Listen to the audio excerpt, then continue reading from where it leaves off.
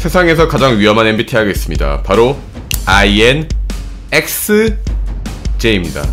INTJ일 수도 있고 INFJ일 수도 있습니다. 먼저 INTJ를 이야기해보죠. 왜냐면 제 MBTI가 INTJ니까요. 미드 브레이킹 배드의 월터 화이트도 INTJ로 추측되며 일론 머스크도 INTJ라고 합니다. INTJ들의 특징은 질서와 한계, 전통 및 비합리성을 몸서리치게 싫어한다는 것입니다. 사담이지만 저도 실제로 그런 비합리성과 가식을 극도로 혐오해서 지금 만들고 있는 앱도 현재 가식 덩어리인 플랫폼들을 벗어나는 것을 목표로 하고 있습니다. 음식점은 재방문할 가치가 있는지, 학원 수입료는 얼마고 잘 가르치는지, 을사는 싸가지 없는지, 또 진로비는 얼마인지, 헬스장 트레이너들이 여자들한테 껄떡대는지, PT는 1회에 얼마인지 모든 정보를 오픈합니다. 사용자들은 모두 익명이고 신랄하게 비판해도 고소할 수 없습니다. 그리고 정보 공유에 기여한 사람은 돈을 벌게 될 겁니다. 아무튼 본론으로 돌아와서 INTJ는 전체 인구의 2%에 해당하고 여성에게는 단 0.8%를 차지한다고 합니다. 대체로 원칙주의자의 이해가 안 되는 규율을 굉장히 싫어한다고 하죠. 블라디미르 푸틴, 블라디미르 레닌, 칼 마르크스가 INTJ로 알려져 있다고 합니다. 그리고 INTJ보다도 한층 더 위험한 MBTI가 있습니다.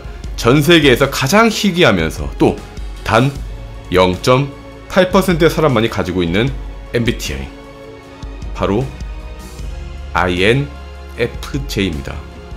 왜 이게 가장 위험한지 실제 INFJ인 사람들을 말씀드리면 바로 이해가 될 거예요. 히틀러, 오사마 빌라덴이 INFJ로 추정됩니다. INFJ에게 있어 세상은 불평등과 불공정함이 난무하는 곳이고 이들은 비상식적인 방법이나 옳지 않은 방식으로 투쟁을 벌이기도 합니다. 그러다 보니까 고민이 많고 청소년기에 방랑을 자주 한다고 합니다. INFJ 역시 거짓을 싫어하고 진실을 중요시한다고 하죠. 자, 지금까지 구라였습니다. 지금까지 내용들을 보면서 그러네 하면서 고개를 끄덕끄덕거리고 비판적인 사고가 없었다면 주의하셔야 됩니다.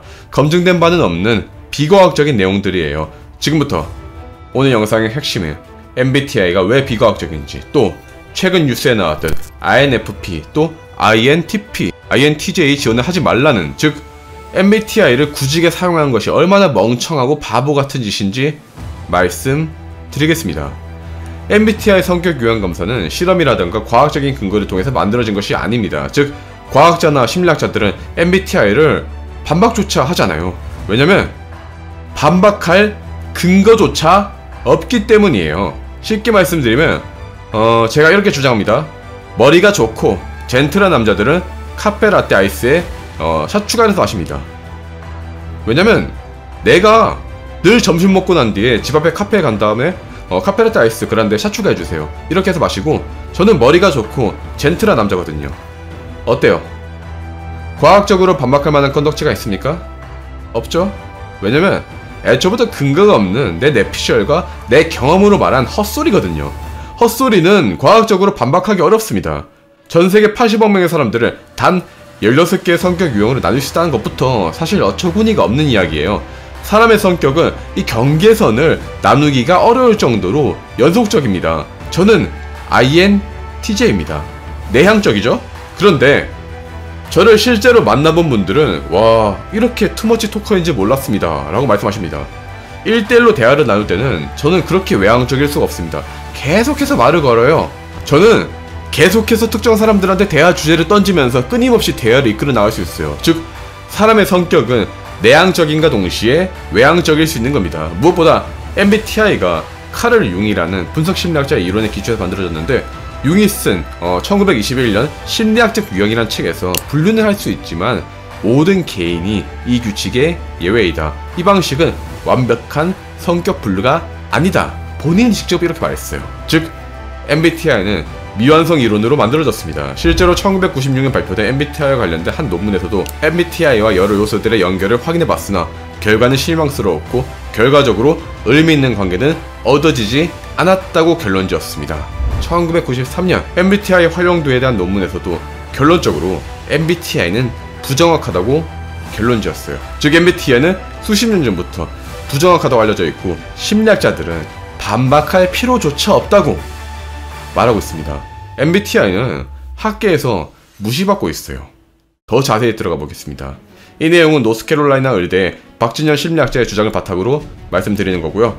예를 들어서 엄청나게 외향적인 사람 X가 있다고 합시다. 그는 가끔은 혼자 있고 싶을 때가 있습니다. 그럼에도 불구하고 그의 성격이 대체로 외향적이라면 우리는 X를 두고 외향적인 사람이라고 합니다. X가 종종 내향적인 사람임에도 불구하고요. 또한 대부분의 사람들은 딱히 외향적이지도 않고 딱히 내향적이지도 않는 이 중간 정도의 사람입니다. 즉 성격은 몇몇 단편적인 행동들로 정의되기는 어렵고 양쪽 극단인 것보다 이 중간인 사람들이 훨씬 더 많습니다. MBTI의 문제는 이처럼 너무나 지나치게 단순하다는 것에 있어요.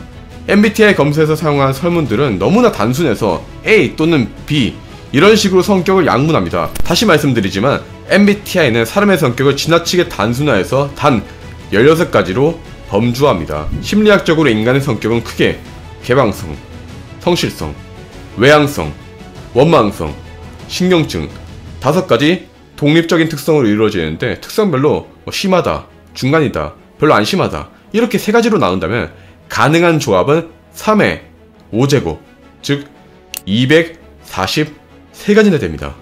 사람의 성격은 적어도 243가지로 분류가 된다는 것이죠. 그런데 MBTI는 단 16가지. MBTI의 오류는 여기서 끝이 아니에요. 서로 다르지 않은 특성을 다른 것으로 취급합니다.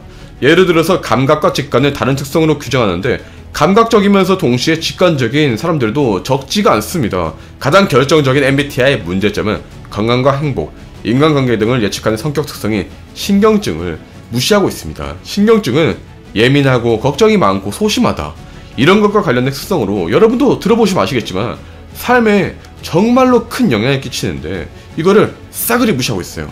따라서 MBTI는 재미 그 이상도 그 이하도 아니에요. 여러분 지금은 2022년이잖아요. MBTI는 최초로 고안된 지 거의 100년이 지났어요. 굳이 따지자면 MBTI는 별자리 운세와 다름없는 과학적 타당성을 가지고 있죠. 오늘 영상을 단 한마디로 정리하겠습니다. 심리학자 박진현 연구원은 말합니다. 너무 복잡한 인간, 너무 단순한 MBTI